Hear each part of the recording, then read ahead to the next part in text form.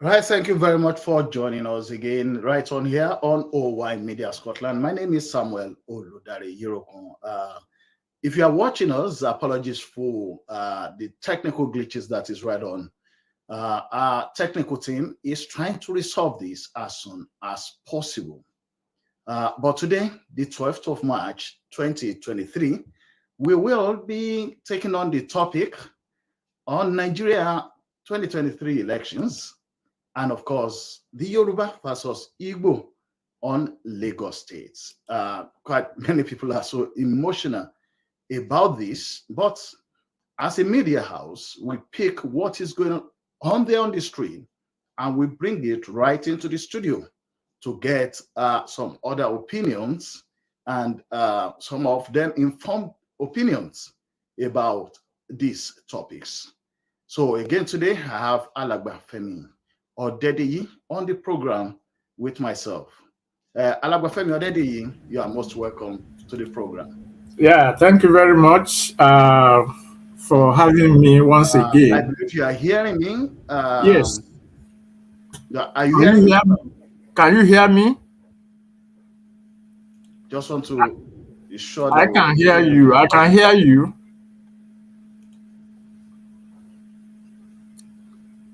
Uh, I can hear you. are you hearing me? Yes, yes, You are hearing me. yes. So I also hope that is going out there. I'll ask them to check. So let's kick off on these topics.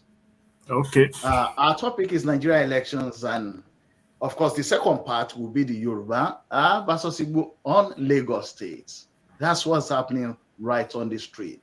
So, but let's pick it from the Nigeria's 2023 elections, and that's for the presidency and members of the Senate that has been done. What's your assessment of it? Some people said there was so much rigging to the extent that it has to be cancelled. But some other people, even groups like the Nigeria Bar Association, said it looks like it's the best that we have had so far. So let me take your views about this. What do you think? okay. Thank you very much. It's very simple. 79. Every presidential election has been contested one way or the other. And so this one, the contestation on this one is not different or will not be different, although there's a marked difference between the previous contestations and this one. One, let me state categorically that we of the Yoruba Referendum Committee are very happy about the result because our candidate, Asiwaju Bola Tinubu, won. I mean, that's the candidate we supported and we are still supporting. So, leaving that aside, the whole question of contestation on the election is fraught with danger. And let me put it this way. Since 1999, or let's say, since 1979, it is only when the Yoruba appears to want to win the presidency that you see all sorts of gang-ups against the Yoruba candidate. It happened during Awolowo's time in 79 and 83. It happened, that was one of the major reasons for annulling the Abiola election in 1993. And then we see the same thing happening now. So when you take that into consideration, you will see that aside from the regular contestation, losers go to court and then they try to prove themselves and all that. It is only, even, what's his name? Buhari went to court to challenge, is it Jonathan, during his time and stuff like that. But the kind of gang up that always accompanies the Yoruba candidate is different from the regular electoral challenges.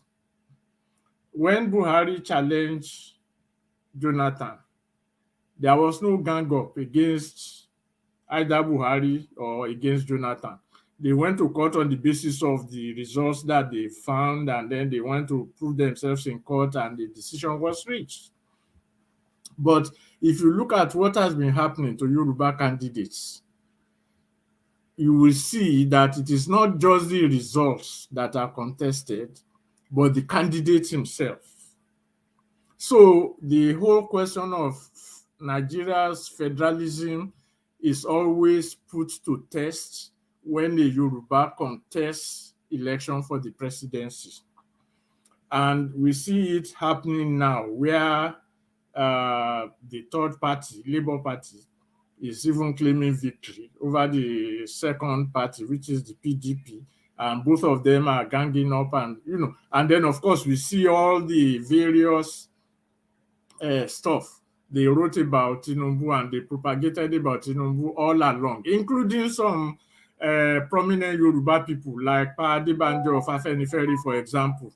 So you find that as if there is a problem with non-Yoruba people with a Yoruba president. And then when we trace that back to history, we discover that what has been holding Nigeria together, as it were, was that gang up against the Yoruba. We see what happened in 1962, how they ended up declaring the emergency unconstitutionally in the Western region. We saw how it happened in the Awolowo era, 79 and 83, and then the Abiola period, and then now. So when we look at the elections, we just don't look at the surface. We have to look at the depth of the angst, the depth of the anger, the depth of the, I don't want to use the word hatred because it's a question of political balancing and political power and the balance of forces. So what has happened now is that the West, through Tinubu, has broken through that angst. We can see the spread of the support, despite all the accusations of Muslim this and all that. By the way, one of the major champions of the anti-Muslim ticket, Yakubu Dogara, from I think Bauchi State, is now campaigning for a Muslim candidate in Bauchi State. And he was one of those saying they don't want Muslim ticket. Okay, so that's just by the way. So you can see that spread.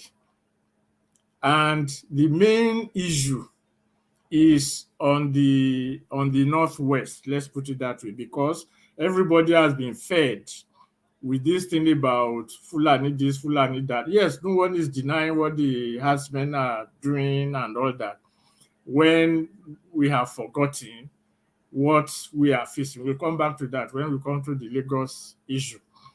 But from the activities of the Northwest itself, led by Rufai, you can see that even in the Northwest, that there's a contention for influence, and then you have a split between what one can call the more conservative forces in the Northwest and the more progressive forces in the Northwest. So, but because the more progressive forces in the Northwest, fronted by Rufai, is their face, the conservative forces had no choice but to acquiesce in following the lead of their own progressive forces. So they had no choice but to throw their weight behind Tinubu. And it's not easy, and it's not cheap politics for someone in a party to challenge his party's policies on the eve of an election, which was what the Buhari CBN cash policy did, to defenestrate the APC leadership from the Nigerian people, so that the APC will be rubbished at the election. But again, we have to appreciate Asiwaju Tinubu for that, for speaking out. Okay, as a candidate, he spoke out. But more importantly, is the speaking out of the Fulani governors against their own Fulani-led policy for the enthronement of their, what they would regard as progressive politics in Nigeria. Let's even leave the party primaries aside. This is the crucial one, the election.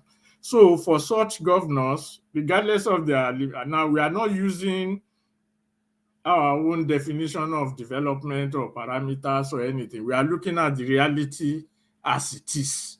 I'm not substituting my views for their own views. I'm looking at their views and how they practiced it, how they put it into operation, So if they were able to get to that point, even if you call it self-preservation, what is self-preservation for them also equates to self-preservation for Nigeria.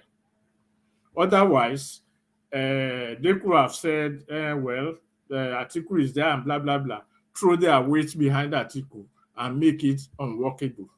But they didn't do that. So when we are analyzing political issues and political occurrences, we have to look at the beyond the surface and look at the forces that are actually operating, that is pushing things, or that are pushing things to the surface.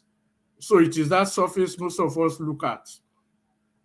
So if it will take an El-Rufai to champion opposition to what his party leadership, that is Buhari and co, did on the eve of the election, then you will see that there's what one can call a paradigm shift appearing in the north.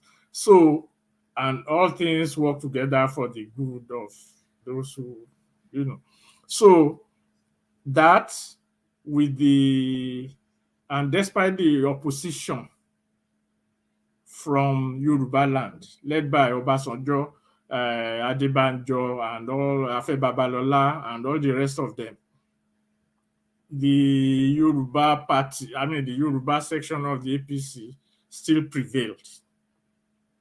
Now, compare that with, and look at the Kanuri also in Borno State, especially, that, the center of Boko Haram and all that, and all this and all that. But you also notice that in the north itself, the Kanuri and the Fulani have been engaging a quest for dominance or equality. So in the First Republic, you had the Fulani as the premier, that's Ahmadu Bello, and you have Kashim Ibrahim as the governor, who was Fulani, Kanuri. And there's been that relationship between them in terms of what they call the One North policy.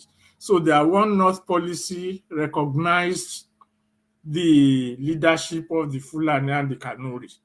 And between the Kanuri and the Fulani, they can interchange, who is going to be the boss today, who is going to be the boss tomorrow. And then we know, of course, Abacha was Kanuri. This man, Buhari, also has Kanuri. I think they said his mother is Kanuri or something like that. But the Fulani fatherland dominated. So you see that in the north. In the south, where you had largely the east and the west, that relationship does not exist. Rather, it was an antagonistic relationship that had existed between the East and the West, and it's a historical antagonism. While the West was promoting federalism and seeking the creation of more regions in the North and the South, the East was more interested in dominating the South and then dominating Nigeria. So there was no room for the kind of balance between the Hausa and the Kanuri in the north. Such a room does not exist, did not, and does not exist in the south. because the contest was for domination by one section over the other. So if you take all this into consideration, then one will appreciate the efforts by the Tinubu group in the APC, the El Rufai group in the APC, and that should inform on how we proceed in the coming democratic dispensation. That will inform, that should inform our understanding and our engagement with because for the first time in Nigeria, you are now having a Yoruba man as the president. So the historical burden, the historical weight is on him that, okay, the Yoruba say, so we say, first time we lost out. Second time, we lost out. Third time, we won. Now, the burden, the historical burden, is now on the victor. Because the Yoruba say, yeah, we do this, we want federalism, we want this, we want that, we want development. Look at what we did in the Western region, and this and that, and that, and that, and that.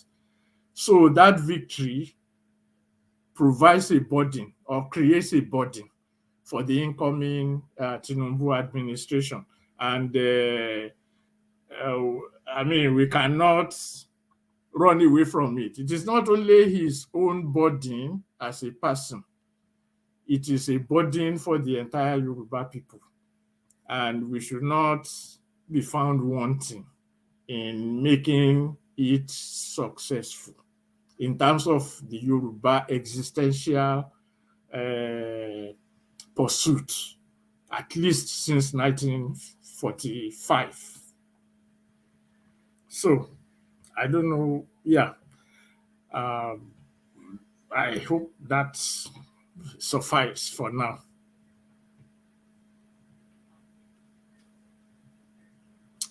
Hello?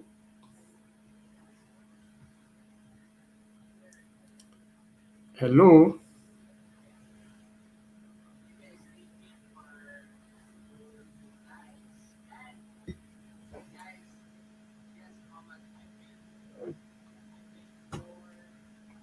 Are you hearing me, sir? I'm just hearing you now. I can hear you now. Yes. Okay. Did you hear everything I said?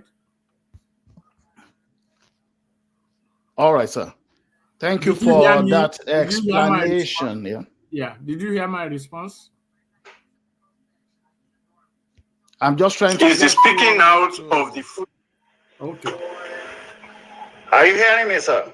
Yes, I can hear you now. I'm just hearing you now. I can hear you now. Yes. Okay. Did you hear everything I said? Yes. Yes. All right, sir. Thank you for that explanation. Yeah. Did you hear my response? I'm just trying to. Is speaking out of the food. Okay. Are you hearing me, sir? Yes, I can hear you. I'm just hearing you now. I can hear you now. Yes. Okay. Did you hear everything I said? Yes. Yes. All right, sir. Thank you for that explanation. Yeah. Did you hear my response? I'm just trying to. Is speaking out of the food. Just stay on with me, sir. Are you hearing me, sir?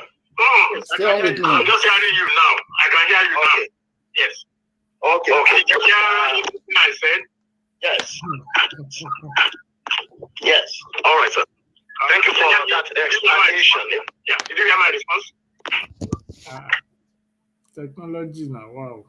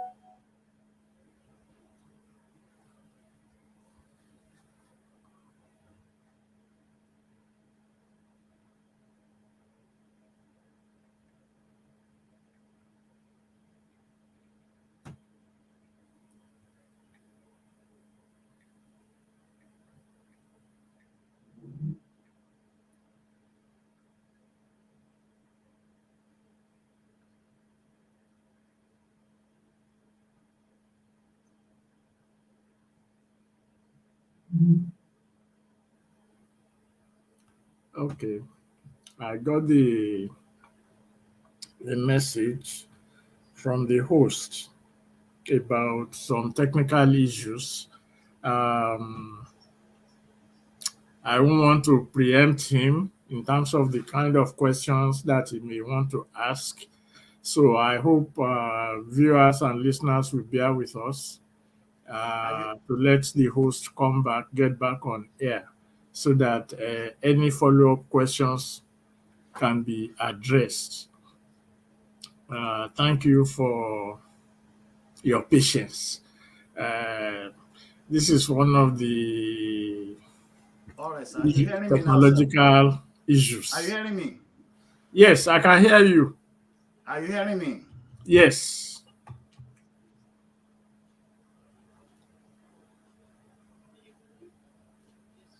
Okay. Okay, while that is being sorted, I think we will just go on with the interview. Okay. So, in terms of the 2023 elections, I've got your explanations and other, but some people were saying that by law, all electoral matters have to be resolved before the president-elect is sworn in. Is this the situation, or the corporate could still be on after the president-elect has been sworn in? Well, it will be. Is that the question? Hello? Well, it will Yes. be what one can call political and judicial Yes, I'm recklessness. hearing you. Okay. It will amount to what one can call judicial and political recklessness for any act to go beyond the swearing in. If the law says everything must be done before the swearing in, I want to believe that members of INEC are intelligent enough to know what the law says. I also want to believe that the Supreme or Appeal Court justices are also intelligent enough to know what the law says. And of course, I want to believe that the political parties, their legal departments, also know what the law says. So if that is the law, that everything must be completed before the swearing in, and the certificate of return has been given to the candidate, and there was no judicial pronouncement against the election before May 29, nothing stops Asiwaju Tinubu from being sworn in on May 29. Now, having said that, the law does not recognize political rascality. The law does not recognize political disenfranchisement of itself. So if for any reason, all those that are against a Tinubu presidency want to extend the thing beyond May 29, the question is this: those of us who voted for Tinubu across Nigeria, do they really expect us that we will fold our arms and then say, okay, since you are dissatisfied, we can dispose of the whole thing? By human reasoning and understanding, it cannot happen. If they try to enforce it, well, they have to live with the consequences, because for me, speaking for myself, I will not accept any presidency other than the Tinubu presidency. It's as simple as that. And I will expect most of those who voted for APC to take the same position. You cannot claim, like some are claiming, that a combination of votes between the PDP, Labour Party, and NNPP surpasses that of the APC, therefore they are the majority. It doesn't make sense. There's nowhere in the world such a thing happens. That when you have different candidates, 18 candidates contested for the election, definitely only one person must win. And when that one person wins, if they add the sum of all the other 17 candidates, most likely the addition will surpass, 17 is greater than 1 anyway.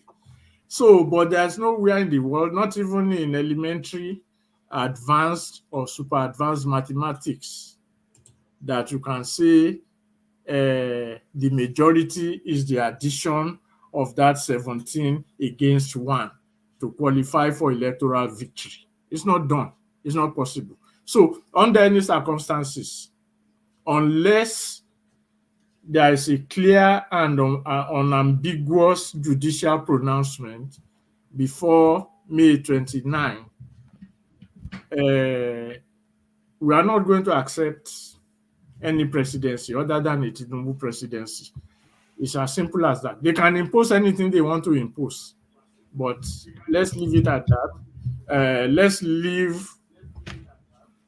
leave aside our emotions or our preferences and just deal with the reality as it comes.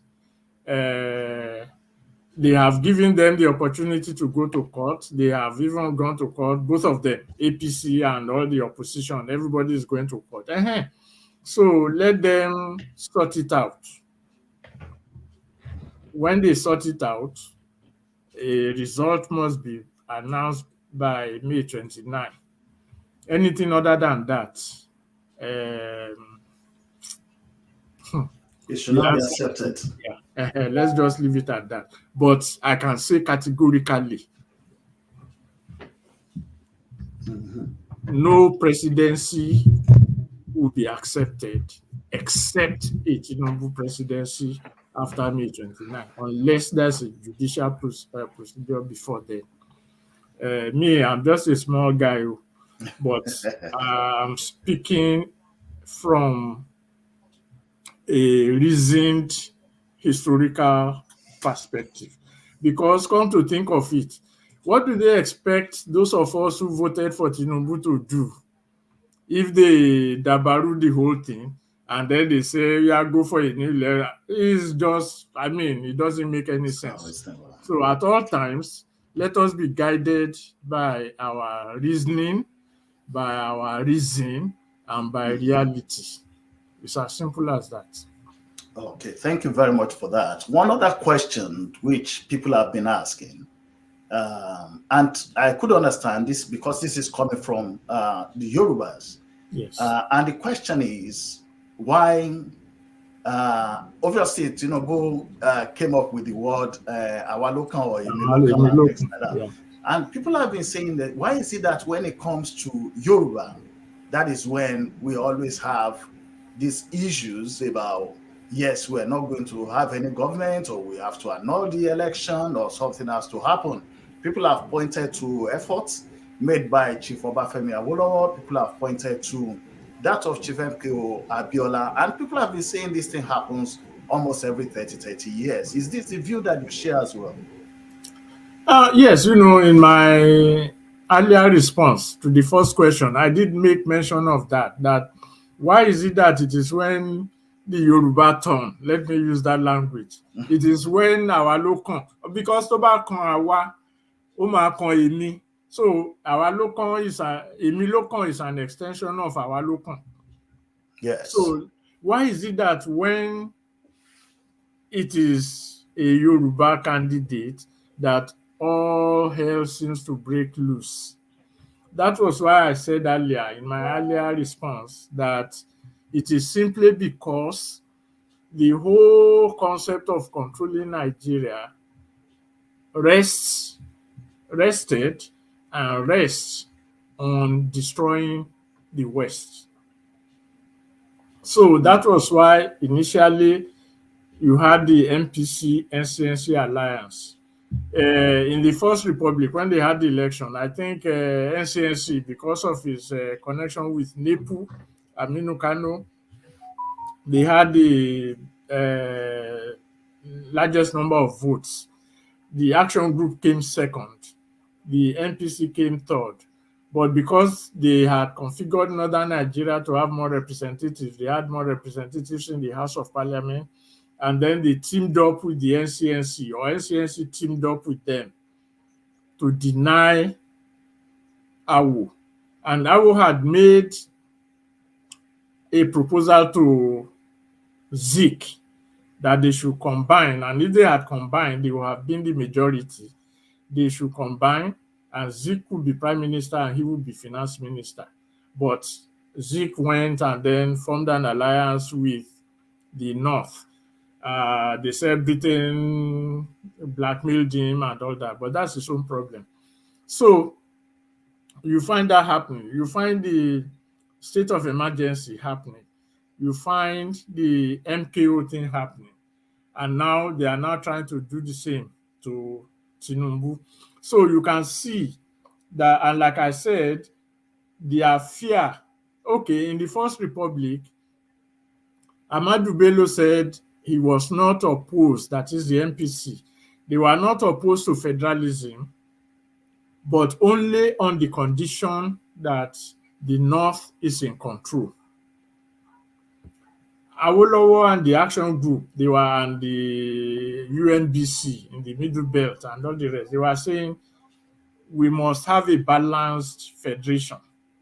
So there must be more regions in the North, in the West, and in the East, so that there will be a balanced federation, especially among the ethno-lingual communities. But it was only the East, under Azikiwe, that kept saying, no, that will be what you call balkanization. That there's only one. We can't balkanize. We can't do this. We can't do that. So, but because the conservatives in the North, led by Ahmadu Bello, wants control of Nigeria. You know, like I said, they have said they are not against federalism as long as they are in control of Nigeria. It is the East that keeps giving that North its control, that alliance. So they had it in 1962. They had it in 1979 when Zik called himself a beautiful bride. And of course, we know what they did to annul the election. It was them, the East, that fronted the annulment of the election through what they call Association for Better Nigeria, with Aton Zeribe and Peter Obi as a member of that group at that time. So you can see that it is the neutralization of the West that has sustained that alliance. Fortunately, at this time, that alliance was punctured by the emergence of what one can call the progressive camp in the North. Like I said, the face of it is El-Rufai, that decided to break that conservative control in the North and then align with the West to ensure that that thing is broken. And that is what we are seeing now. So that's why I said the victory, Tinubu's victory, is a victory for the alliance of progressive forces between the West and the Northwest. Of course, in conjunction with the Kanuri, who had always been, one of the major supporters of the Action Group at that time came from the Borno axis. And if you remember, in the Second Republic, it was Waziri Ibrahim of the GNPP that broke away from NPP of Zik when Zik was going to align with the NPC, I mean with the NPN. It was Waziri Ibrahim from the Borno axis that formed the GNPP and aligned with the action group at that time. So you can see that trend, imagine. And that is what is playing out now. Unfortunately for them, the monolithism of NPC conservatism or northern conservatism has been broken by the emergence of the El Rufais, the Gandudes, and all the rest of them. Even to make it more pointed, you know, when the PRP, when NEPU was formed by Aminu Kano in the north, he formed NEPU, you know, essentially the Hausa, the Talakawas, and all the rest in Kano, and then later Kano and Kaduna states. He formed NEPU to oppose the NPC, that is the Fulani control of northern politics. But every time political alliances occur, NEPU always aligns with the NPC. That's Aminu Kano. Yes. Even when they formed the PRP, that it was action groups, lawyers that prevented the robbery the electoral robbery of the PRP by representing them. It was the alliance of the action group, the UPN, GNPP, and a faction in the PRP that allowed Balarabe Musa to win the governorship in Kaduna State in 1979. But the bulk of the PRP and Aminu Kano himself always follow the NPC line. So what we are witnessing is a realignment of political forces in Nigeria.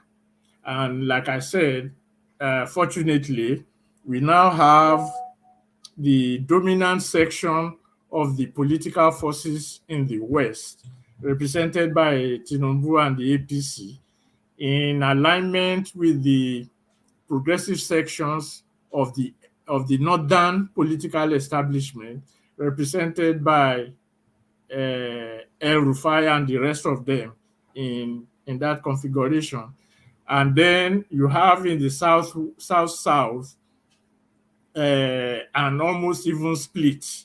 And even in the north central, you can also see the alignment occurring. Yeah, save probably Plateau State. I think the APC won the majority in most of the states in the north central. So that is what is happening, and that is what is needed to combat what is called the 30-year cycle. Okay. And that's why I said earlier on that the historical onus is on the Tinubu administration to ensure the solidification and continuity of that alliance over a period of time. Of course, that will also mean addressing the question of federalism in Nigeria. But that's a different question entirely. Right. So before we leave this particular topic about the 2023 elections, and of course, what you've mentioned, and which is also in the history of Nigeria, about the Eastern Nigeria. Obviously, when we say Eastern Nigeria, of course, we have the South, we have the Southeast. But when we look at the right from just even before the independence, the activities between Chief Obafemi Awolowo from the Western region, so to say, which is basically Yoruba region, and of course the Nnamdi Azikiwe from the Igbo. There has always been these if it's something that could be said to be a competition between the two southern side. And you've mentioned about what happened then in the 60s. And of course, when we come to the MKO Abiola issue June 12 as well, well, we can say it's unfortunate that the ABN, Association for Better Nigeria, was led by somebody from that area as well. And now, 2023, with this election, people have started seeing or claiming to see another rising from Igbo to frustrate Yoruba presidency. Would you consider that the people, I know there's no, we can't say right and wrong, but would you say that the Yoruba people are, at this time are sort of on the right path to start being quite very careful about the Igbo leadership? I'm not talking about the Igbo that are neighbors, that they live together, they do business together, but talking about Igbo political leaders. Yes, in the sense that there is a saying that says that those who refuse to learn from history are doomed to repeat it. And then the Yoruba say that tí ọmọdé bá ṣubú á wo wájú, tágbà bá ṣubú á wo ẹ̀yìn. Roughly, look at history. Let history be your guide. And if we look at what is happening now, it's not different from what has been happening all along. Let me a little bit of memory lane. When Egbe Omoduduwa was formed in 1945 in London, one of the first persons they called to be part of that movement, I mean, to create a Nigerian movement, as it were, was Nnamdi Azikiwe, who refused to be part of any effort because, they called it Egbe Omoduduwa. Okay, so when they formed the branch in Lagos, and they were going to open the branch in Lagos in 1947-48, Azikiwe and some of his Yoruba people, like those one can equate Payo Adebanjo, the type of Payo Adebanjo at that time, formed what they called a Yoruba Federal Council in 1948. A Yoruba Federal Council to oppose Egbe Omoduduwa in Lagos. The meeting was held at, I think it used to be known as Glover Hall. I don't know what they call it now. Glover Hall in Lagos. Nice. To oppose Egbe Omoduduwa. So you start wondering. And here was a guy, that was Nnamdi Azikiwe. When he was made president of the Igbo State Union, had been in existence since 1936. Nobody complained. He became president of the Igbo State Union in 1945 or thereabouts. And one of the first statements he made was that the gods of Africa has now made it possible for the Igbo to liberate the rest of us. Well, he wants to liberate the rest of us that have been fighting against British colonial rule. He wanted to liberate the rest of us who created Igbo alphabet. It was Bishop Ajayi Crowther that created Igbo writing. Yes. And he wanted to liberate us. So that was the statement he made. And then he came to, and of course, Charles Dadiu Nyiyama at that time also said it's only a matter of time before the Igbo take over Nigeria or something like that. So it's been a consistent project to dominate or take over at least the South, if not the entire Nigeria. Of course, they attempted to take over Nigeria in 1966, and the rest is history. So it is a political mission for them that I mean, in fact, it was during that time that they said Lagos was no man's land. Right. And when Egbe Omoduduwa, in that, well, Azikiwe used his West Africa pilot, his newspaper, to attack and destroy any credible Yoruba leadership at that time. They were going to, at one point, they asked all the Igbo to buy up all the cutlasses in Lagos, that they are going to destroy all Yoruba people. So what they did in SARS is no different from what they did in 1945. Right. So you can see that's why the truism of the world, those who refuse to learn from history are going to, So these are evidentiary statements. It's not because I'm not making it because I made it up. It is on record. It is on record. So these are issues that we are faced with. So when they now come around and start saying this, the first question is, okay, then they say Lagos is cosmopolitan. By the intellectuals, so they will say it's cosmopolitan, therefore, blah, blah, blah. Okay, is Kaduna not cosmopolitan? Right. Is Kano city not cosmopolitan? So why are you not making the same claims for Kaduna and Kano? Why is it only Lagos? So these are issues which unfortunately people are not addressing because of their blindness, political blindness, electoral blindness. Right. And those who are leading them, the Yoruba that are leading them, that are egging them on, let me just leave that aside. But they know themselves. So, so that's the context. And there's no way a society can develop outside its own existential context. That was why when Egbe Omoduduwa was formed, the first thing they did was to say, let us research into Yoruba historical issues, Yoruba historical cultural issues, and this and that, so that we can be able to develop a program, a project for Yoruba advancement. What we now know as Yoruba, Nigerian Historical Society, or what they call the Ibadan School of History, was founded as the Yoruba Historical Society by Egbe Omoduduwa.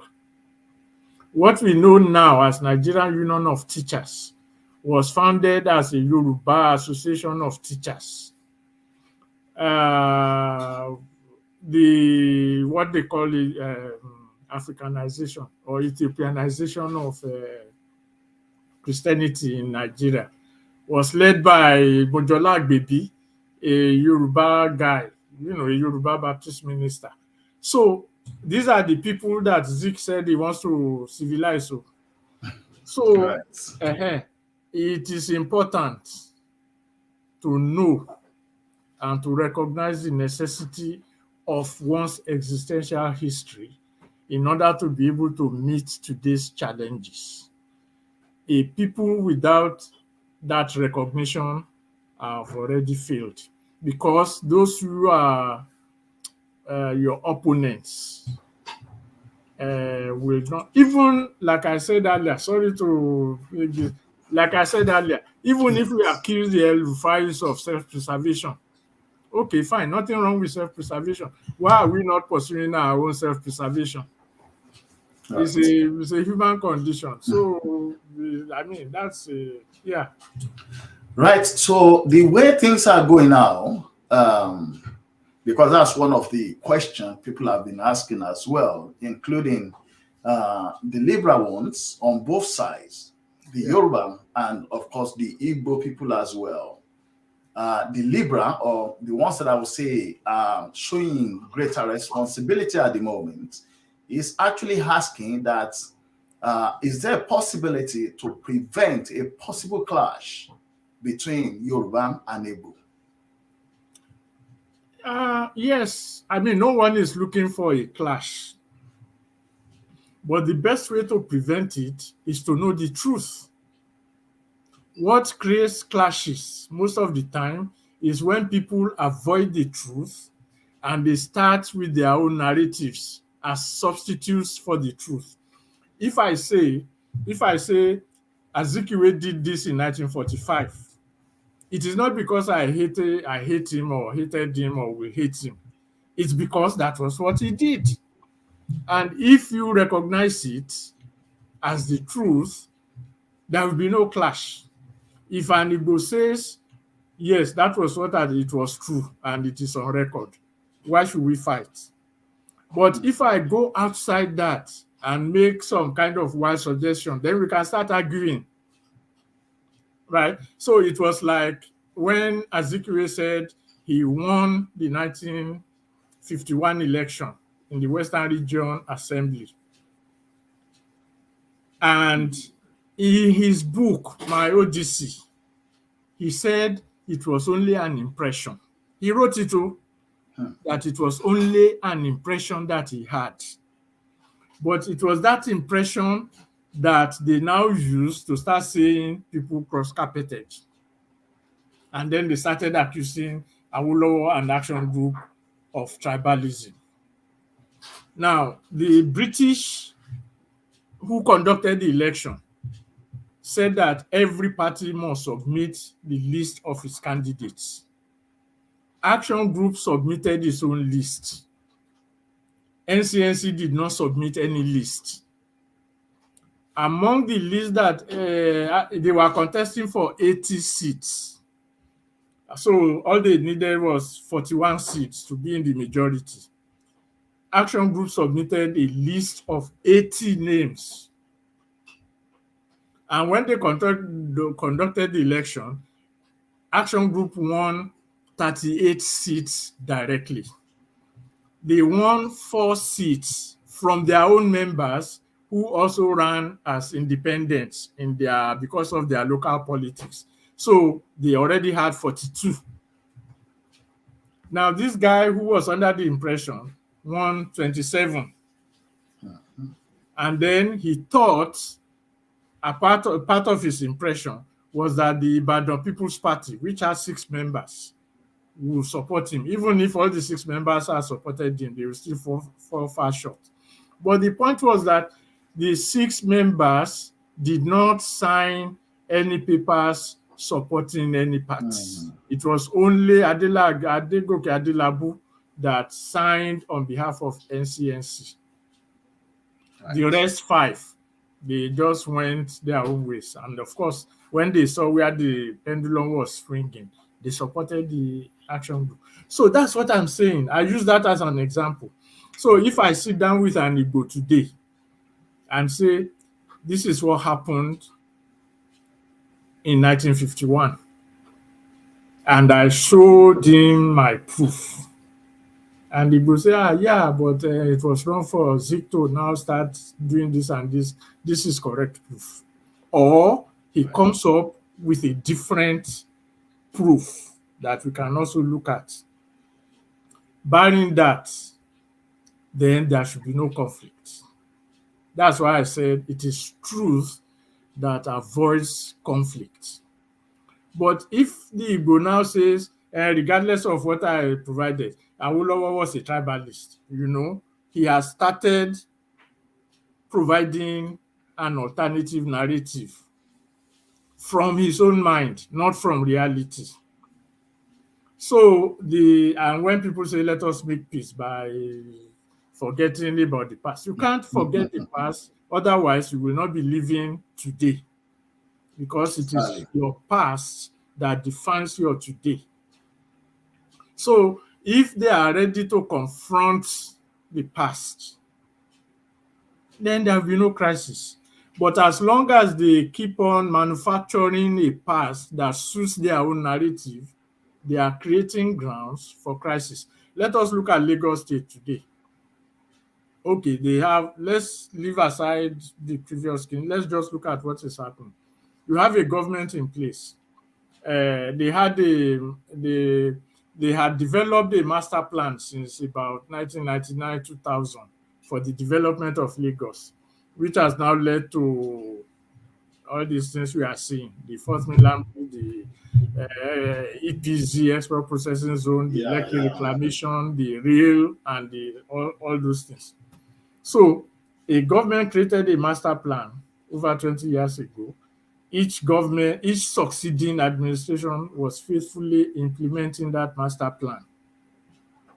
Now you have elections, you say, let's get rid of that government and put another person there. Does that make any sense? Now, I'm not saying they must continue government in perpetuity, but the point is, they said if it's not broken, don't fix it. And the person you want to replace the current administration, is he going to create his own new master plan? Yes or no? Which will take probably another 20 years to manifest. Is he going to run and manage and administer the current master plan? If the answer is yes, then the question is, what are his capabilities to manage it, to run it? These are facts on ground. So automatically there should be no contest unless the people are saying that master plan must be jettisoned. If you are not saying the master plan should be jettisoned, but it should be improved upon, then it is the responsibility of the voters to demand from whoever is running it, especially now in the second term. So if in his second term he did not improve on it, then by the time of the next election, you can then say, are you this guy? You didn't do this well. And the person you want to replace him with must be able to do or carry on the task of perfecting that master plan and probably developing, future master plans. One of the problems that they had with Awolowo was the fact that it was only the Western region that had what they call the 5-year development plan at that time. They had the development plan that, okay, this is our vision for the next 5 years. That's how you find all this agriculture, what we call the golden era. That was part of that development plan. And they employed it after the war, I think, before the military did what they were doing, because they had these 5-year development plans. Okay, so that's why I said there's no need for conflict if truth is observed. You cannot argue with truth. You can only present an alternative truth, just like our friend here tried to do on January 6, 2021, when he was saying, no, they stole it. We have known the truth now. So it's very easy. Peace is the easiest thing to achieve. It's also the most difficult because people now introduce their subjective reasoning, their alternative facts, their alternative truths. And those of us who know the real truth are not going to fold our arms and say, okay, in the name of peace, let falsehood reign. No, that means we are also not alive to our own truths, to the truth of the reality of the matter. That's the issue. So it's very easy as long as alternative truths are not being peddled. Okay, thank you. Thank you very much for that. There's one more question regarding the 2023 election before we jump into the Yoruba and the Igbo in Lagos State. And that question is bordering on the Yoruba Nation now agitators. You've been on this program for a while, and all through their agitation for Yoruba Nation now, you've always mentioned that things are not done this way. And things they said they would do, starting from the force majeure, right, to the claim that they will stop the election in Osun and Ekiti. I think, and you said, no, it's not possible. they do not have that capacity.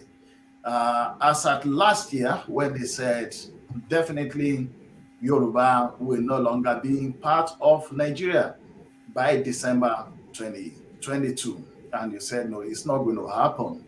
And of course, after that, they also said, no, there's not going to be any election in Yoruba land. Interestingly, the IPOB in the southeast there, who also said they were not going to have any election because they don't believe in Nigeria, they actually allowed the election to go to. The election went on in their side. In fact, there were reports that they were encouraging their people in other parts of the country to get their PVC and vote. So in the east, southeast, we had elections there. And of course, people have also raised issues or raised questions about Peter Obi of Labour Party scoring over 90% in almost all the local governments in the southeast. And people believe that must have been rigged as well. But then that evidence will be proven in court when they get to the court. But for the Yoruba nation now, agitators, and who by now have seen that all the claims and all the promises that were made by their leaders have practically come to nothing. About a week ago, there was an audio, although it was not Professor Akintoye, but the person claimed that Professor Akintoye is encouraging all Yorubas in Lagos, particularly, to ensure that they maintain Lagos, that they retain Lagos in the hands of Yoruba. I just want to ask this question. It may sound funny, but I think, like I said, we need to start looking at the truth.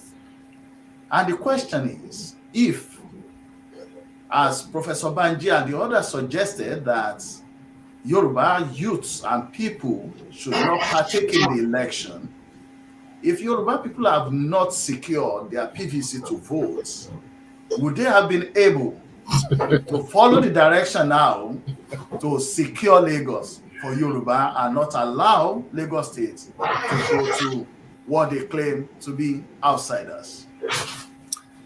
Obviously not. I remember, excuse me,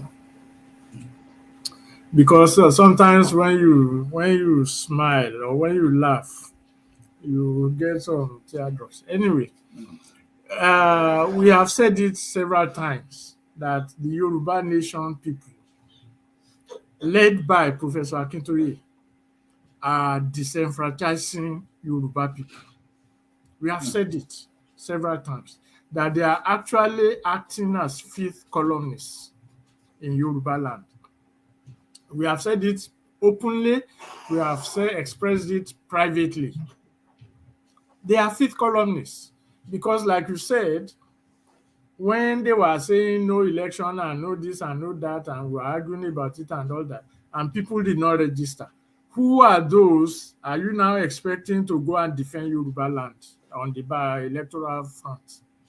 Except those who are not part of your falsehoods. Because it's an electoral and political falsehood to say that the Yoruba are not part in Nigeria, you are not going to participate in election. You went to court to try to stop election in Ekiti and Osun State. And these are coming from academics, intellectuals, educated people. And then they are behaving as if they don't even know anything about the world. They went to an NGO in Belgium, UNPO, and then they claim, oh yes, the United Nations has accepted the Yoruba nation. These are things you can easily check out by yourself. They said that Buhari is going to address and announce Yoruba nation. How daft can anyone get to say that Buhari will go to the United Nations and announce the arrival of Yoruba nation? Then they were putting out some drones saying that they are hovering around the United Nations headquarters. When there is a law against drones, anything flying within a particular radius of the United Nations. Then they said they've forgotten about the constitutional force majeure or something. And then they said there's a UN document on decolonization. When the document itself says that the UN is not going to allow the dismemberment of any member states. These things are there. That's why the question of truth and falsehood comes into play. That let's even leave aside the Igbo and stuff. The kind of falsehoods that this Yoruba nation movement has spawned in Yoruba land is even more dangerous than what, because you can see the Igbo now. Igbo is Igbo, Yoruba is Yoruba, so you can face yourself. But here are Yoruba people, educated Yoruba people, professors in history, in literature. There's no way you can study French literature and not study about French history. We are talking of, so they are just, I don't want to insult them, but they are a disservice, even to their Yoruba nation, because even if they had acceded to their Yoruba nation, it will be based on lies. And when you create a nation based on lies, the only way to sustain it is by force. That's why when they have all their programs and all that, all they do is to insult and abuse and curse and do all kinds of stuff. But, with all that, how did it end up? They started accusing each other of using the so-called Yoruba nation as a business venture.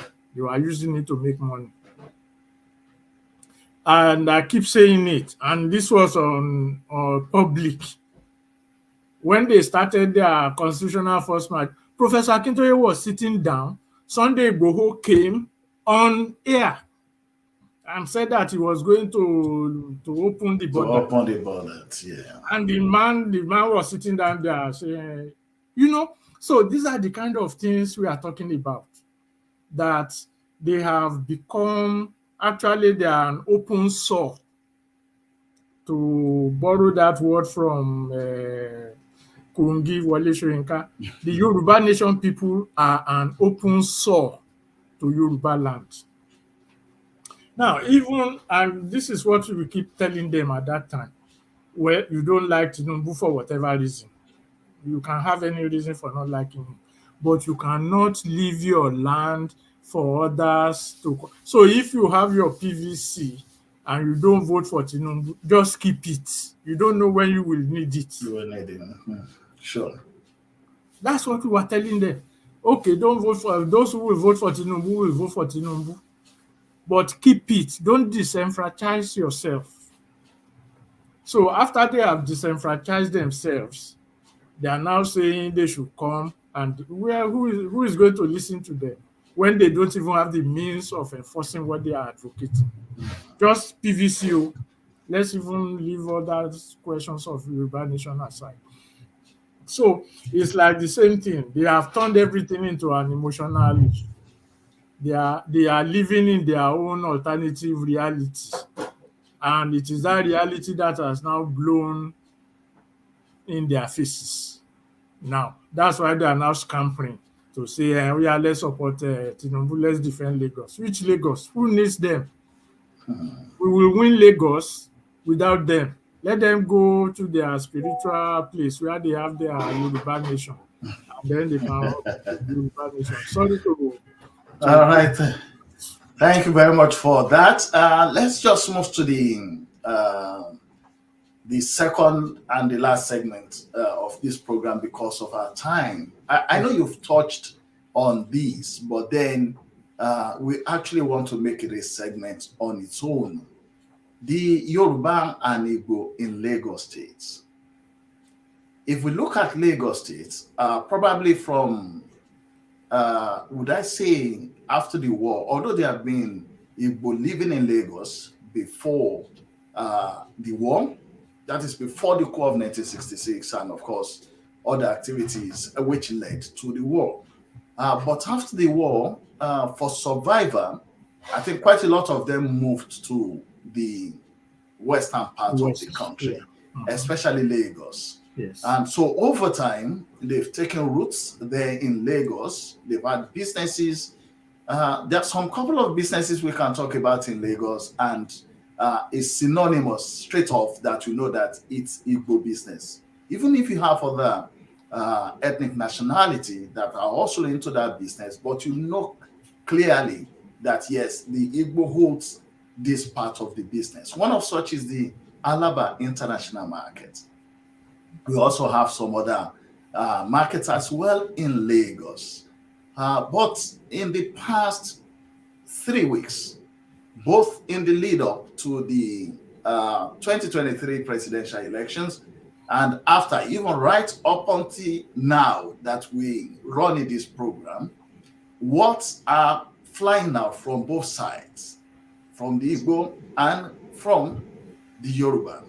We've had some Igbo leaders, community leaders, including some of their people in the Nollywood business, coming out to say, listen, we need to relax. We should not call this land a no man's land. But from the other side, we have some people saying that, oh, it's a no man's land, it was owned by the Benin's, it was also people that came first, and then with me here, it was built by oil money from the east when it was the federal capital, and all sorts of.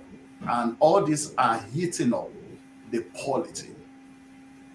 Now, in terms of your own view about Lagos and Igbo, what would you consider to be actually the history of the Igbo in Lagos? And as of now, because we've had people claiming that they're about between 45 and 55% of the population in Lagos. What are your views about this? Well, it's very simple. A few years ago, let me start from there. There was a discussion with a prominent Igbo intellectual. He's a columnist with Sunday Vanguard, and I will mention his name, Obi Nwakama. Obi Nwakama is a poet. He calls himself an intellectual. He says he's this and that. He's a Zikist and all the rest of it. So at one point, when the discussion was getting high at that point, not on the Vanguard, on another engagement, he said, or he wrote, that the reason why this guy was born in Ibadan, this is Obi Nwakama that I mentioned. Before the war, he went to the war. So he said, or he wrote, that the only reason why Biafra surrendered and did not pursue guerrilla warfare was because they devised a plan to take over the West economically. That their plan was to come to the West en masse, take over the economy of the region, and by implication, they will take over the political control of the region. That was what he wrote. I'm not quoting off head. I have it in my possession. Okay. So if you take that statement, and he's a columnist with the Vanguard today, in the Sunday Vanguard, Obi Nwakama. I think the name of his column is called The Orbit. The Orbit. Okay. You can check it out. So from there, you can see a nexus, a connection between what I had earlier referred to as what Zik tried to do in 1945, 1947, up to 1951, wanting to claim premiership of the West, to, of course, the 1966 stuff, and then, what has been happening since then. Now, There are other Igbo intellectuals who also claim that, when they started their politicking and stuff, Tinubu supporters will say Tinubu developed Lagos, Tinubu developed Lagos. Then they will counter it by saying, no, Tinubu did not develop Lagos. It was Jakande that developed Lagos. Why did they pick on Jakande? Because Jakande gave them what we now know as Alagba International Market. Right. Jakande gave them that land to develop and do their business. So as far as they are concerned, what benefits them is development. Anything that they are not in control of is not development. So these are, by the way, one of the main supporters of that will be in Wakama is another Igbo pastor whose name is Joe Atueyi, who went to St. Finbar's. He is now in what they call Ohanifere, that is the Padibanjo Afenifere and some Igbo people. They have now formed Ohanifere. So I'm mentioning their names because everything I'm saying about them, I have it in my possession. It's not hearsay, and I can challenge them openly with that direct evidence.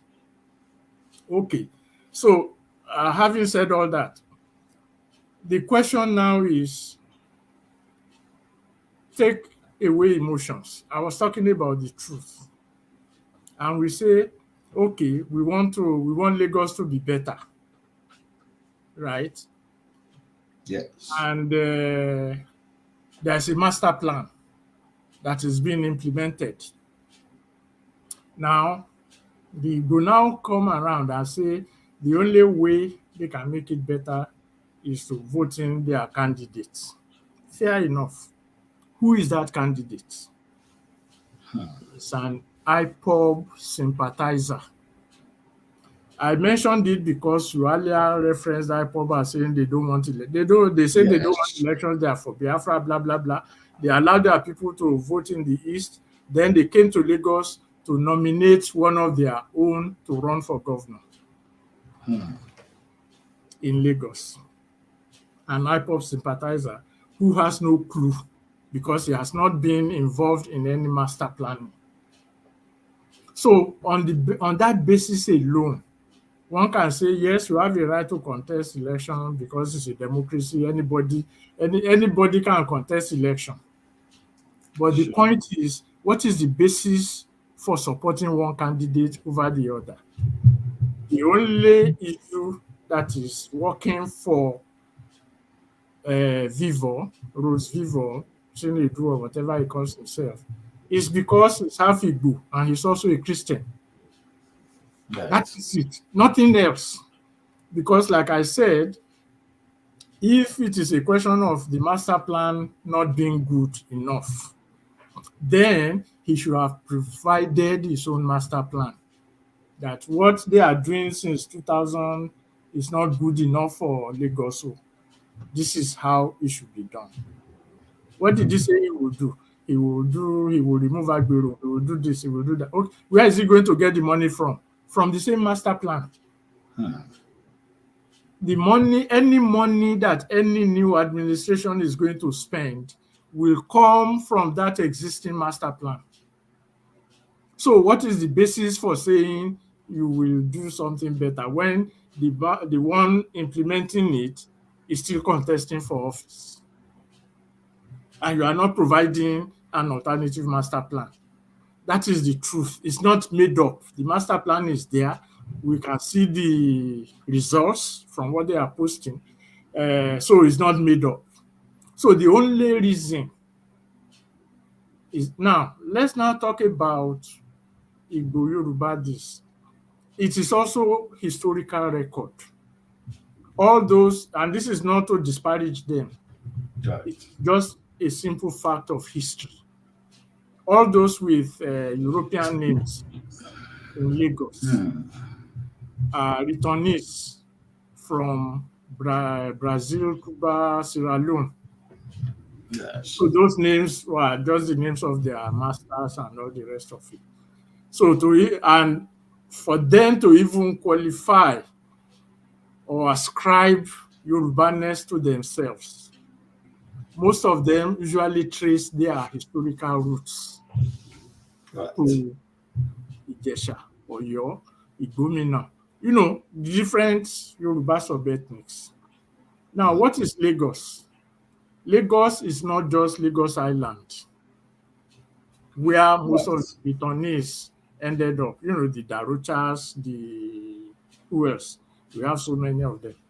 Randus, and all the rest. Yes.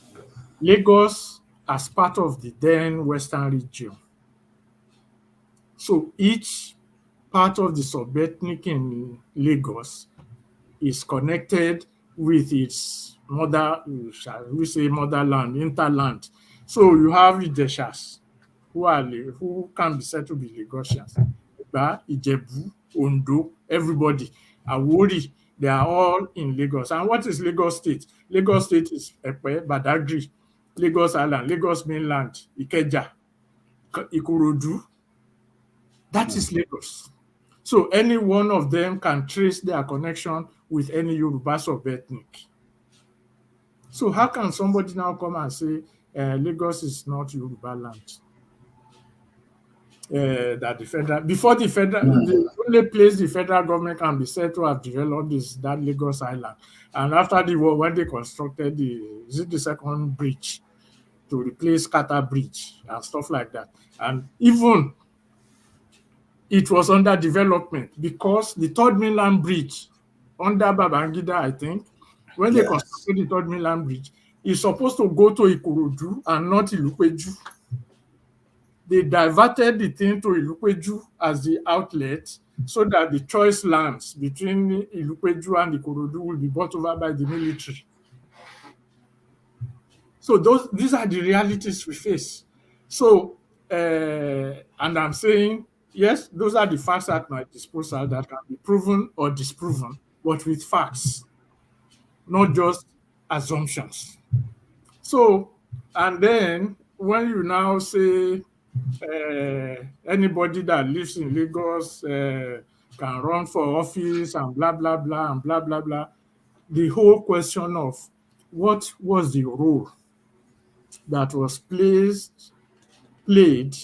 by the East in excising Lagos from Yoruba land in 1953. Even before the formal alliance, it was the NCNC of Zik that opposed and supported the NPC to excise Lagos Island from Yoruba land, just like they did with the Kwara and Kogi Yoruba to put them in the north. So again, you can see a pattern. Right. You can see a pattern. And these patterns, I did not create them. They are there to be checked out and to be debunked if necessary. But as long as they are not debunked, they remain the facts on ground. So that's why I said at this point, the issue in Lagos is simple. Either Right. I have mentioned the economic aspect on the master plan, Yes. continuity and all that, the historical aspects, of course, the religious aspect. Quickly, as a side show on the religion, when these pastors they talk about Muslim, they will go to the pulpit on Sunday and start talking about Gideon, about Isaiah, about Nehemiah. These are people who campaigned and worked for the emancipation of their own people. They will talk Yeah. about Mordecai, they will talk about Esther. And when they are confronted in their own land, they will start saying, it doesn't matter. So there is an incongruence. And I mentioned it earlier. Yeah, what's this name? Yakubu Dogara, who The was guy. saying this, and he's now campaigning for a Muslim governor in his own state. So the whole question of truth, understanding, facts, must come together. Must come together. It is on that basis a rational decision can be made. Any other thing is just fanning the embers of conflict. And more important, I mean, even let's leave aside every other thing. You can't find a candidate in Lagos except an IPOB member. And here is IPOB that says they want to leave Nigeria. They want to create Biafra Republic. Just like, again, you see, history is stubborn. When they were saying they wanted to leave Nigeria during the war, it was Lagos they faced, though. They wanted to conquer Lagos. Now there's no war. They now want to conquer Lagos electorally. So you can see the pattern. These things are not made up. You know, I only hope that our Yoruba people's eyes will be open. Some eyes have been closed, though. The Yoruba nation eyes, they have been closed. That's their own problem. But those of us who are not part of it, let us see history. And let us see that by this time on Sunday, next week, yes, Sanwo-Olu will be re-elected, will be declared winner by the grace of God. Yes. Because that was the question that I was going to ask next, because you remember very well that about 2 or 3 weeks ago, I asked the same question, that what would be your expectation? And you said your expectation is for Bola Ahmed Tinubu to be elected on that day, and we've had it. So, I mean, my next question was going to be like, okay, we are just about 6 days away from the election, the governorship election. I mean, we would have had it yesterday, but it's being postponed by 1 week, which obviously gives INEC some more time, and also probably the parties also for their campaigns and preparation. So the question will have been that, okay, what would be your expectation, which you've said that you're hoping that by this time on Sunday, March 19, Babajide Sanwo-Olu will have been declared governor of Lagos State. Right. And all those anti-Yoruba people, they can lick their wounds. We will help them to put it in their mouth. Sorry to say that on air, but that's the way it is. You're welcome, sir. Then also there's one particular thing that people have brought up as well, and I think it's happened a few times in the course of our political journey in Nigeria. We've had, especially people that we consider as elder statesmen, and of course, probably we now use elder state policy, because also we have elder state women. And there will be, like, going towards election, you have 1 or 2 people saying that if so person wins this election, I'm going to leave the country. Or some will say, I'm going to tear my passport, or I'm going to cease being a Nigerian, or things and stuff like that. I mean, it's happened again this time around, but we find out that when they made those things and eventually the election is done, they just find one excuse not to do what they've said. In terms of the impact of these on the youth generation, what would be your advice? Well, on the lighter side, let me start from there. On the lighter side, it's just what Fela called shakara. All these people, they were just shakaraing all the time. Obasanjo said he's no longer participating in politics, tore his party card. He formed ADC. ADC didn't go anywhere. He now went back to PDP or Labour. Danjuma said he was going to go on exile, leave something. He just gave a condition at that time. But they just said he's going to leave for Ghana. So on the lighter mood, they just shakara itself. But what it does to the youth and even some elders is to rubbish truth. Now, we are not saying, I'm particular about the word truth this time around. We are not saying anybody should not support anybody. That's not the issue. But the issue is on what truth do you stand on? So when an elder wants to speak, what the elder should do is not to join the bandwagon of Shakara people, but to be able to educate the younger ones as to what is on ground. If your reasons for supporting a particular candidate is not tenable enough, then the best thing is just to keep quiet. Because some of these people, like we say, Shakara, they are still looking up to them. Yeah, Baba, this and that, this and that. Even if it is only one of them you are able to expose to the truth, you have justified your eldership. But when you are part of those who are messing up the truth, rewriting history, actually denying history, then you are part of the problem. And so history is not always kind to such people. They will either be forgotten or be rubbished in their lifetimes. So that is why when Obasanjo starts running around, writing letters and doing this and doing that, where is his ADC now? Right. So he can't even, let's even leave aside all other things. Whether it's for personal reasons or for whatever reasons, Tinubu is the only one candidate that has sustained and maintained a consistency with his party. That is a virtue. Whether he did it, whatever they call it, or he did it in the whatever it is. But the point is, he was consistent in his political choice. And what an elder is supposed to do is to mirror consistency. Otherwise, the Yoruba will say Agbalagba tó ń ṣe langba langba. I don't know the English translation. Yes.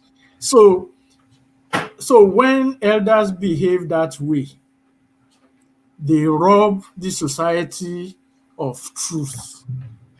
They rob the society of knowledge. They rob the society of wisdom. And they rob the society of understanding. And when a society is devoid of all these attributes, it becomes a shell of itself. Right. So that is why all these elders that are running around with all kinds of excuses have no substance in what they are saying. Now, let us take Lagos, for example, again. I don't know, maybe I'm not well versed in world history to that point, but I don't see where a people will go outside and call a foreigner to come and liberate them from that foreigner itself. So they want to take over Lagos. Then the next candidate you want is an Igbo candidate in Lagos. Is that rational? Even if the candidate is 1/4 Igbo or half Igbo or whatever, and we have traced the history that, in fact, if one wants to go that route, let the Rosevival trace their history to any other part of Yoruba land before we can even consider them Yoruba. We know the Savage, we know the Williams, we know the Randall, we know all those people, Ajayi Crowder, everybody. They trace their history to somewhere in Yoruba land. If you want to go that banner, you can go that banner. But it's not necessary. So the question is, they have suspended reasoning. These elders, they have suspended reasoning. And it is not good for the society to suspend reasoning.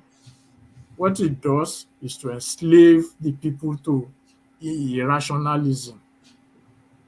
And those that you are supporting with your irrationalism are rational in their approach. Like I have said, I have no reason to to hide Obi Nwakama and Atueyi. I have it written in our discussions. So it's not a made-up thing. This is what they are saying. This is what they have said. And this is what they have. We presented them with hard evidence. Oh yeah, go and refute it. No. And these are intellectuals in among you. So it's unfortunate. And we can't even escape having people like that in the society. But when elders turn their backs on the truth and reality, those elders should just be consigned to where they are and just be ignored. Okay, thank you very much for that, sir. There are, in some people's opinion, they believe that is the Yoruba that are holding Nigeria together. Part of people from the southeast, from Igbo land, believes that they will have had their freedom if not for the Yoruba. The Yoruba also, because if we look at what has happened after Ahmed Bola Tinubu was announced as elected, we had the first fire from Governor Akeredolu talking about true federalism and the fact that he will be taking on the president-elect once he's sworn in to get Nigeria into proper federalism. Also, the leader of Afenifere, that is Fasoranti, also has spoken. I think that was when the president-elect went to visit him. He reminded him about their discussion on federalism, and also reminded him that he needs to run a country that is fair and equitable to all. If we look at Nigeria's history, if we look at even in the past 8 years, things that have been happening, Yoruba seems to be the one sacrificing for Nigeria to be together. People will say it, and I think we've got the evidence also that Yoruba has never gone to any part of any country, especially in Nigeria, whether to the southeast or the south-south or the north-central or the north proper or anywhere to claim that they own any part of the land, even though we have Yoruba business people in other parts of the country that they are doing well and they've been there for some as long as Nigeria existed, but they've never made any claim. But the Yoruba land seems to have always been buffeted by the two major tribes. I mean, it's the truth. So we've had people saying, no, we are the one that owns your forest, uncle. Then we also have this one about, Lagos was federal capital, so it's owned by us. Actually, the person you mentioned, Obi Nwakama, while you were talking, I went to check some of his write-ups in, especially on Vanguard. And I actually came across the one where he was talking about what NCNC did to ensure that Lagos remain separated from Yoruba. Thank you. Of course, I checked it, and he also was mentioning that if anybody, even if he's Igbo, is born in Lagos and has been there, I mean, he has the right as well as any Yoruba that is there, which I think is very, I mean, in my opinion, which is very, very wrong. Nobody will go and make such a claim in Igbo land. Neither will anybody make a claim like that in the north and get out free. So the question is being that if Yoruba seems to have been suffering these buffeting from the co-neighbors in the ship called Nigeria, why is it? Because this is one question people have asked as well, that Chief Obafemi Awolowo had the opportunity to take Yoruba land out of Nigeria, but he chose not to. And also now, some people are saying that, okay, why don't we allow the Igbo, especially who said they want to go, why don't we allow them to go? And then we'll stay on our own. What's your view about that concern? Very simple. But first of all, let me thank you for checking out Rubin Wakama. You see, when I say truth and history, they can't lie. Thank you for that. You're welcome, sir. Now, to the substantive question. Now, two things are at stake here. Number one, the whole question of Nigeria and Nigeria's independence is tied to the question of the state. That is the question of whether any colonial country can be sustained on the basis of the colonial state apparatus that was created by the colonial powers. In other words, Nigeria as a state, for example, was created as a Nigerian state by the British along what everybody has now recognized as artificial boundary lines. So that's why you have the Yoruba in Nigeria and you have them in Benin Republic speaking two different foreign languages and all over the place. So, and all over Africa, that is what you find, that all the colonial possessions comprised different nationalities. That was why Awolowo made the statement that Nigeria is a mere geographical expression.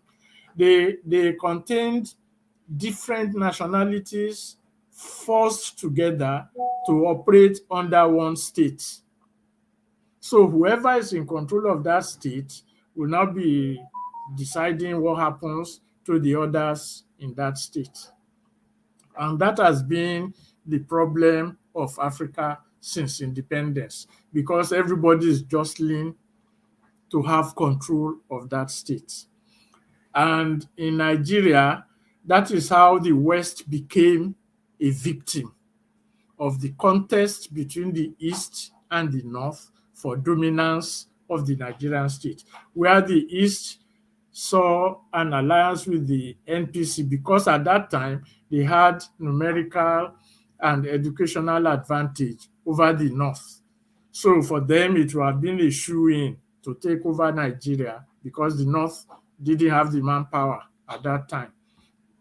And for the North, the West, because of its advantages in education, history, and all the rest of it, it's also in their own interest to truncate the West so that they can now put the East permanently in their second position. So that is what was playing out. And that was why Awolowo and the Action Group was talking about federalism. So the question for Africa is a question between federalism and unitarism.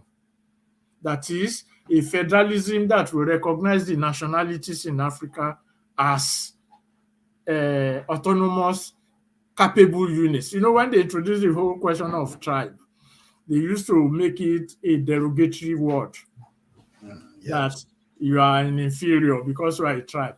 Whereas you have the Yoruba, for example, or probably many quote-unquote tribes in Africa that are even more than the English. The English never refer to themselves as a tribe.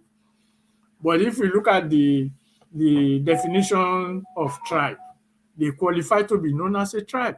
But because they have introduced that racist element into it to make the tribe look inferior, they don't refer to themselves as tribes. They refer to themselves as nations. And for Europe, because Europe had been divided, after the 30 Years' War in 1618, which ended in 1648. And then they had this Peace of Westphalia. So that Peace of Westphalia was responsible for the emergence of what we now know as states in Europe, which are largely monolingual, monocultural. In other words, you have the tribes in Europe running their own states. Even in the UK that we have, you have the tribes under the English tribe, the Irish, the Scottish, and all the rest of it. So it was that paradigm they exported to their colonial possessions. And Awolowo saw through it that it will only create a problem in the future. In fact, in 1958, when they had the Conference of Colonial African Peoples in Accra, Ghana, even before the conference, Nkrumah came to Nigeria and met with Awolowo in Ibadan. And Awolowo told, yes, the theory about artificial boundaries is correct, but the way to address it is not by assuming that it doesn't exist, but by recognizing it and making sure that the nationalities in each of the boundaries are autonomous in their states. So that was the basis. So the Nigerian conflict is actually a conflict between federalism and unitarism. And that is where the Yoruba comes in. That is why Fashoranti was reminding Tinubu about it. That was why Akeredolu is saying, look, federalism is the question, or is the issue, and this and that and that. So it was the West, or it is the West, that had been consistent in that federalist quest. And it is becoming obvious. That is why the West became both the glue that holds Nigeria together, because the East and the North want to control Nigeria, and they have to destroy the West to do that. And then it also points the way to the future simultaneously. In other words, by projecting federalism. Now, for those who are saying Biafra wasn't going anywhere, even at that time. Why did I say so? When you say you want to leave a country, you don't take over the capital city of that country. Because once you take over the capital city of that country, you have come in control of that country. So if Biafra was going anywhere at that time, what are they doing in Lagos? Right. Maybe all they need to do is to defend their land. Why did they go to Midwest? Why did they invade Midwest if they are living? Or they are just trying to expand their land space, which the Hitler Nazi regime used as the excuse for launching its invasion and dividing up, is it Austria or Poland? Lebensraum. That is what it is. They were looking for space. So that was why they invaded the Midwest, and then they were coming to Lagos. And then you want to tell me they are leaving Nigeria? I mean, that defies logic on that score. So now, and we have said it now, hip-hop say they are leaving Nigeria, But when it comes to the Lagos election now, an hip-hop member is being sponsored to become governor, and you say you want to leave Nigeria. Is that how to leave Nigeria? So then you had ABGA as, essentially a regional party, ABGA, of which Soludo was the king. They didn't even vote for ABGA in the East. They all went with Labour Party, which was simply a special purpose vehicle for Obi to carry out his agenda. So when you take all these things into consideration, the point is the East, or the Igbo, are yet to come to the reality that they cannot redefine Nigeria in their own image. Yes. That nationalities exist in Nigeria who will fight for their own autonomy or federalism or whatever it is. But we are not going to subsume ourselves, at least the Yoruba, under any other hegemony. Except our own Yoruba hegemony, we will deal with ourselves, but not outside. And like I said, the elections have also shown the fissures in the Nigerian project itself, that you now find a sizable number of the Fulani aligning with the West to truncate the conservative forces among the Fulani people. So these are things that we need to look at, that should inform our analysis, that should inform our decisions. If we want knowledge, wisdom, and understanding, and the truth to be the foundation for anything that we want to do. All right, thank you very much for that. Some of our, one or two questions to round up. And this one, I think, is because people have mentioned it as well.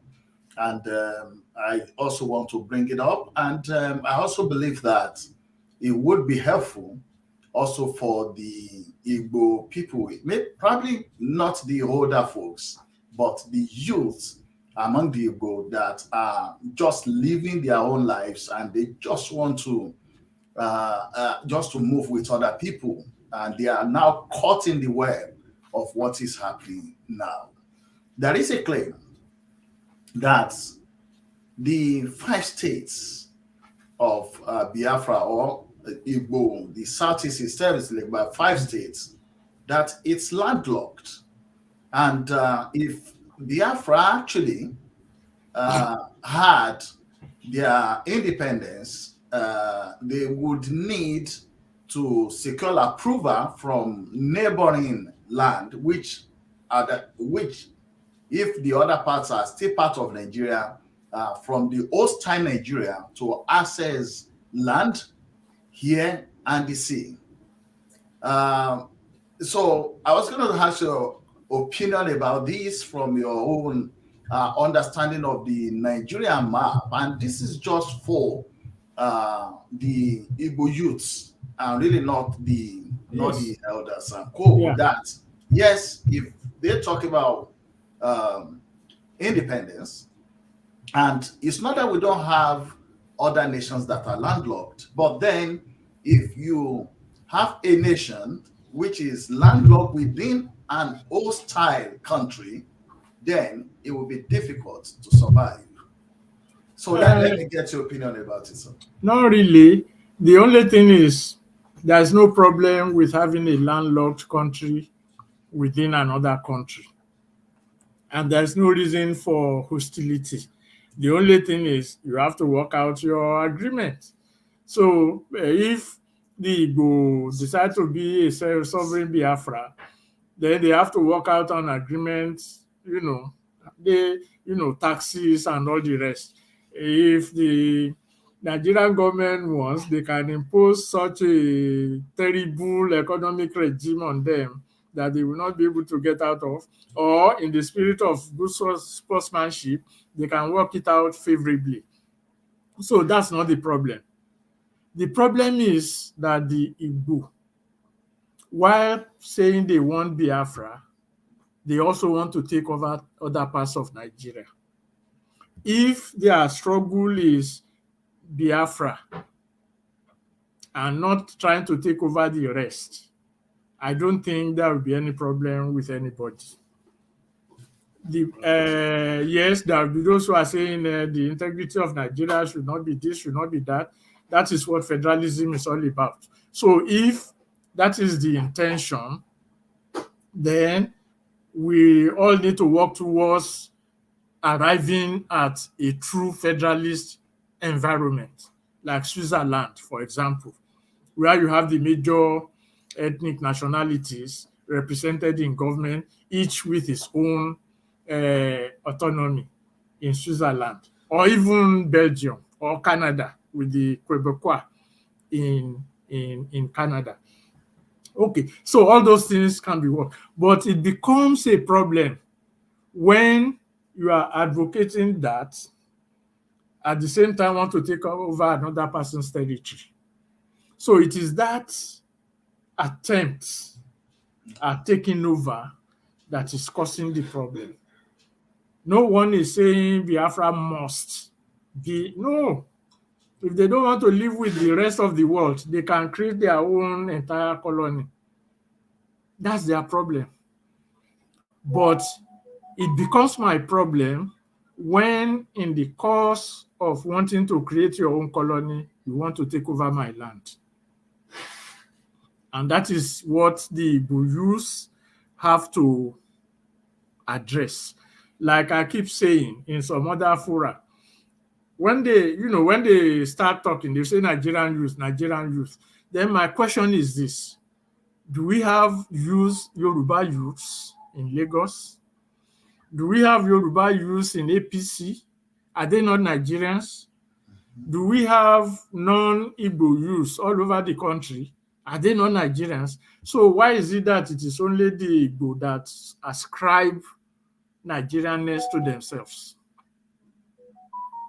So these are the questions that they must address.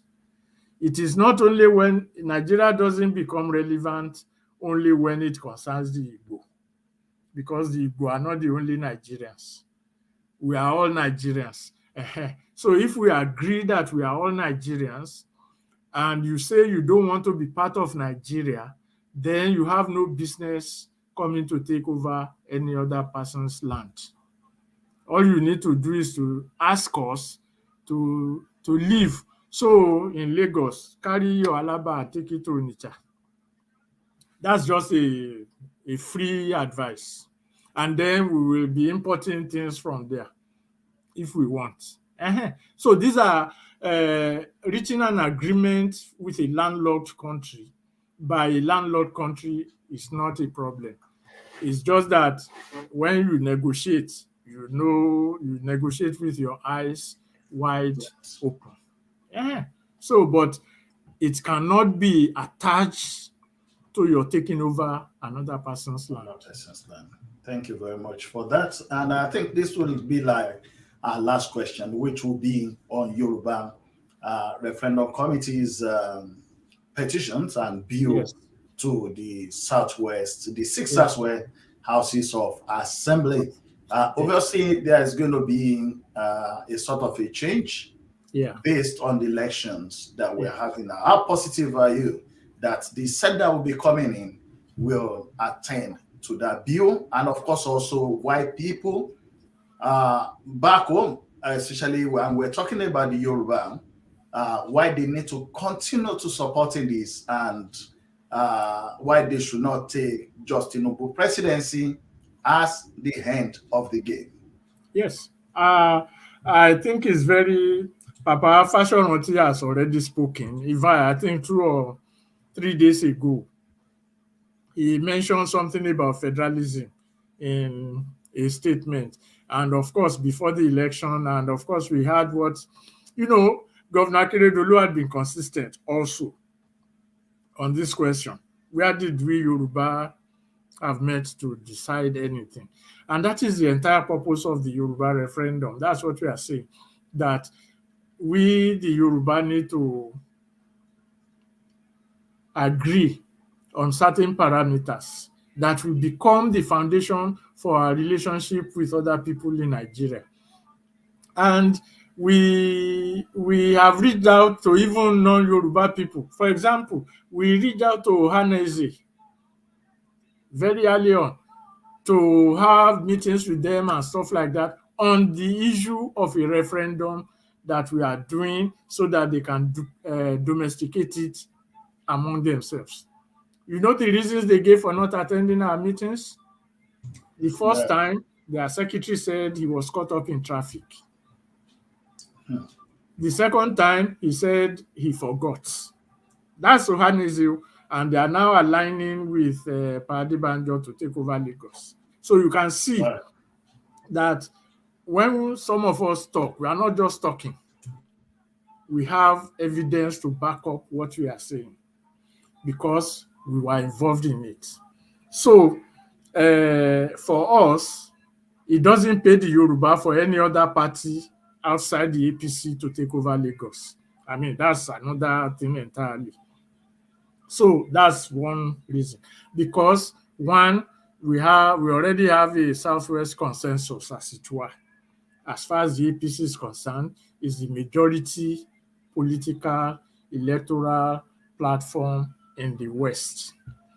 And if we are talking about a Yoruba referendum to be conducted by our houses of assembly, it makes sense for us to want the houses of assembly to be electorally and politically uniform or intact. Right.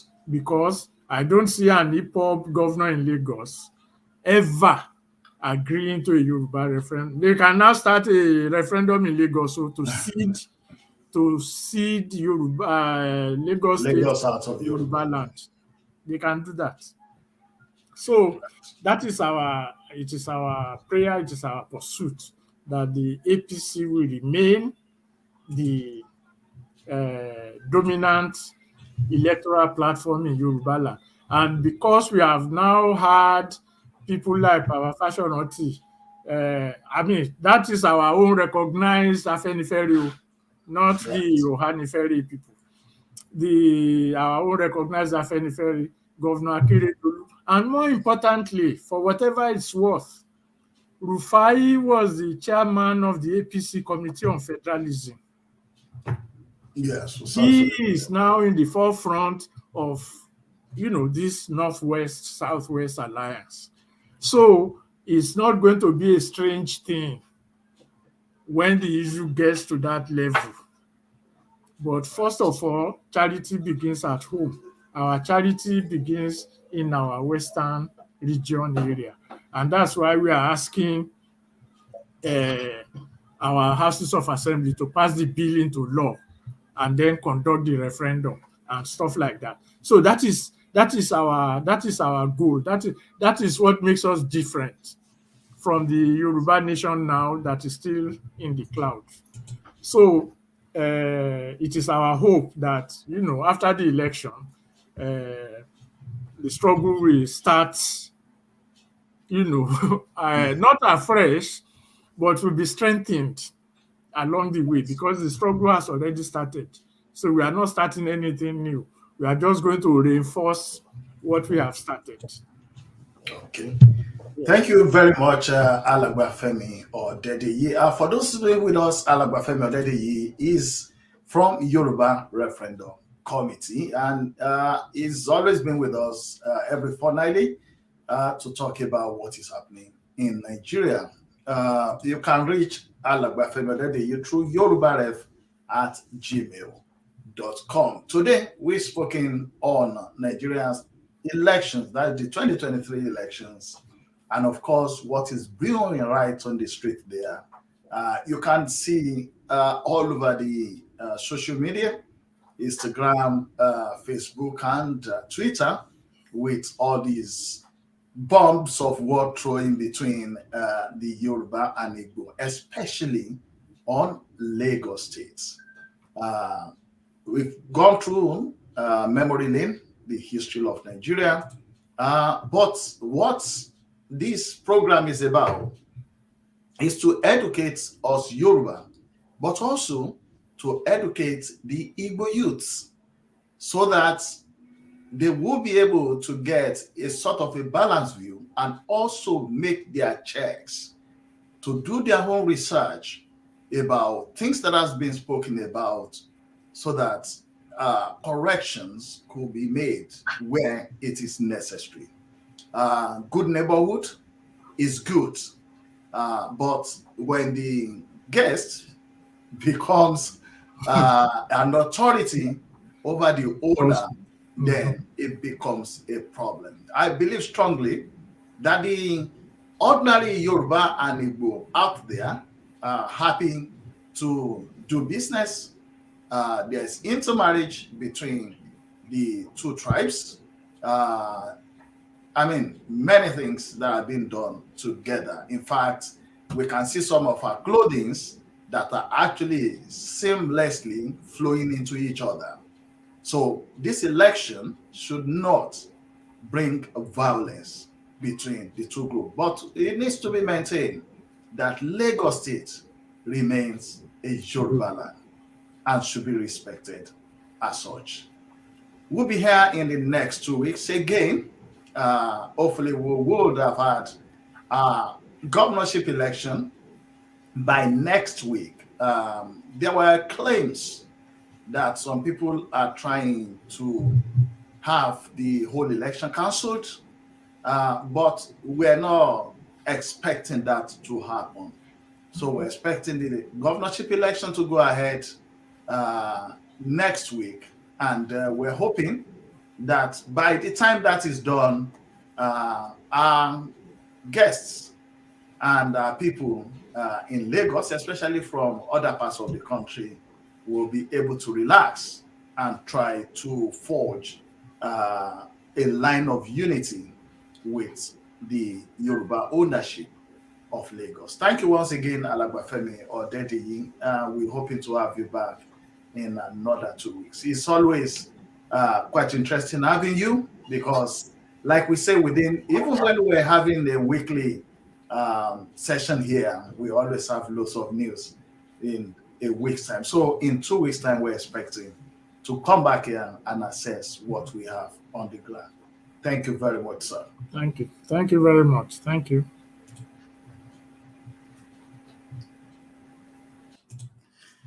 Right, thank you very much for joining us. We sincerely apologize for the technical glitches that we have today.